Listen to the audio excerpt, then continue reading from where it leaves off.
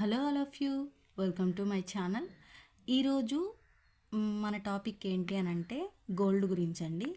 వెంటనే నేను ఈ మాట చెప్పడంతో ఎవరైనా జెంట్స్ చూస్తున్నారంటే మ్యాక్సిమం స్కిప్ చేసేస్తారని అనుకుంటున్నాను. ఎందుకు అని అంటే గోల్డ్ కదా, మనకు సంబంధించిన విషయం కాదు కదా అని. కానీ 1 మినిట్ ఆగి వినండి, ఏమో మీకేమైనా ఉపయోగపడుతుందేమో చూడండి. ఇక్కడ నేను మీకు చూపిస్తున్న ఈ కాయిన్ ఏంటి అని అంటే నేను ఉగాది ముందు రోజైతే తీసుకురావడం జరిగిందండి. యాక్చువల్లీ నేను 3 మంత్స్ గోల్డ్ కాయిన్ స్కీమ్ అయితే జాయిన్ అయి ఉన్నాను. ఎగ్జాక్ట్లీ ఆ రోజుకి అయిపోవడం వల్ల కాయిన్ నేనైతే తీసుకొచ్చాను.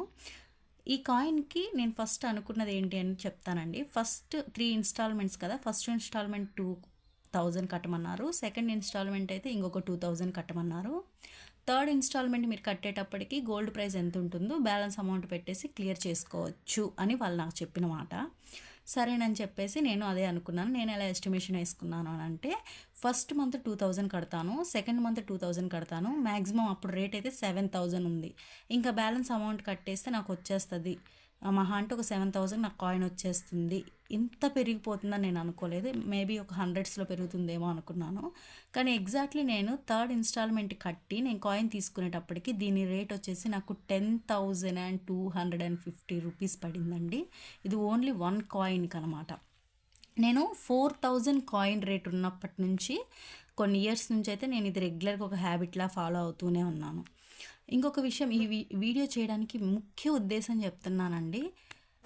ఏంటి అని అంటే ఇప్పుడు ఏదైనా ఒక ఇబ్బందికరమైన సంఘటన మన లైఫ్లో ఎదురయ్యింది, ఎవరి దగ్గరికో వెళ్ళి మనం చేయి చాచి వాళ్ళ ముందు మనల్ని మనం తగ్గించుకొని లేదా వాళ్ళని బ్రతిమలాడుకొని వాళ్ళకి ఇంట్రెస్ట్ పే చేస్తూ కూడా వాళ్ళ ముందు చేతులు కట్టుకొని ఒక రూపాయి తెచ్చుకొని మన అవసరం తీర్చుకోవడం కంటే ఇలా మన చేతిలో ఉన్నప్పుడు ఎంతో కొంత కాయిన్ అనేదో లేకపోతే బిస్కెట్ రూపంలోనో, లేదు ఇంట్లో ఆడపిల్లలు ఉన్నారు వాళ్ళు యూస్ చేసుకుంటారు అనుకుంటే ఆర్నమెంట్ రూపంలోనో మనం గోల్డ్ మీద ఇన్వెస్ట్ చేయడం వల్ల ఎప్పుడు ఎటువంటి అవసరం వచ్చినా దాన్ని మనం ఒక లోన్గా పెట్టుకొని తెచ్చుకుంటాం. లేదు అలా కూడా వద్దు, నేను ఆ రిస్క్ కూడా ఫేస్ చేయనంటే మనం స్పాట్ లిక్విడ్ క్యాష్ చేసుకుంటాం.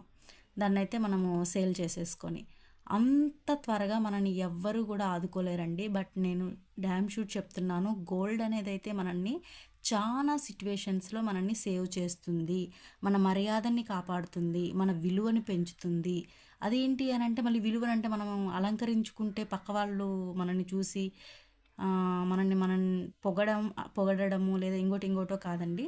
మన మానవ విలువల్ని మనం కాపాడుకోవడానికి, ఇంకొకరి ముందు తలదించుకోకుండా ఉండడానికైతే ఈ గోల్డ్ అనేది మనకు ఖచ్చితంగా యూజ్ అవుతుంది. మనకు తెలుసు, ఫ్యామిలీని పోషించడానికి జెంట్స్ ఎవరైతే ఉంటారో వాళ్ళు ఎంతో కష్టపడుతూ ఉంటారు. బయటికి వెళ్ళి ఎన్నో స్ట్రగుల్స్ పడేసి వాళ్ళ ఫ్యామిలీని ముందుకు తీసుకెళ్తూ ఉంటారనమాట. అలాంటి వాళ్ళందరికీ కూడా ఒకటేనండి నేనైతే అనుకుంటాను, వాళ్ళు సంపాదించిన ప్రతి రూపాయిని మనం మంచి మార్గంలో ఖర్చు పెడితే మాత్రమే వాళ్ళు బాగుంటారు, మనము బాగుంటాము. ఏదో వాళ్ళు తెస్తున్నారు కదా, మనం ఇంట్లో ఉన్నాము, ఓకే ఏదో గడిచిపోతుంది కదా అనుకుంటే కుదరదు. కాబట్టి వాళ్ళు తెచ్చిన రూపాయిలోనే మనం ఒక రూపాయిని సేవ్ చేసుకుంటూ పక్కన వేసి పెట్టుకొని గోల్డ్ మీద ఇన్వెస్ట్ చేశాము అని అంటే రేపు ఒక రోజు వాళ్ళకే అవసరం వచ్చినా లేదా మనకే అవసరం వచ్చినా, మన పిల్లల చదువులకే అవసరం వచ్చినా ఇదైతే ఆపదలో ఖచ్చితంగా మనం ఆదుకుంటుంది. ఇంకొకరి దగ్గరికి వెళ్ళి చేయి చాచి మన విలువను తగ్గించుకోవాల్సిన అవసరం లేకుండా అయితే మనం జీవించడానికి ఇది ఖచ్చితంగా సహాయపడుతుంది. కాబట్టి అది పెరిగిపోతుందిలే గోల్డ్, మనం ఎక్కడ దానికి సరిపోతామని చెప్పి ఎవ్వరూ అనుకోవద్దండి. ఎంత పెరిగినా ఎక్కడికి వెళ్ళినా మనము 1000 రూపీస్ సేవ్ చేసేదాన్ని 500 సేవ్ చేయండి. లేదు 2000 సేవ్ చేయాలి అనుకున్నప్పుడు 1000 సేవ్ చేయండి. అంటే వీలు కానప్పుడు, ఇంకొక సోర్స్ లేదు అనుకున్నప్పుడు. బట్ సేవింగ్ మాత్రం ఆపద్దు. సేవ్ చేసిన ప్రతి రూపాయిని గోల్డ్ మీద ఖచ్చితంగా ఇన్వెస్ట్ చేయండి. రేపు ఒక రోజు మిమ్మల్ని ప్రతి ఆపద నుంచి అయితే అది కాపాడుతుంది. Thank you so much for watching.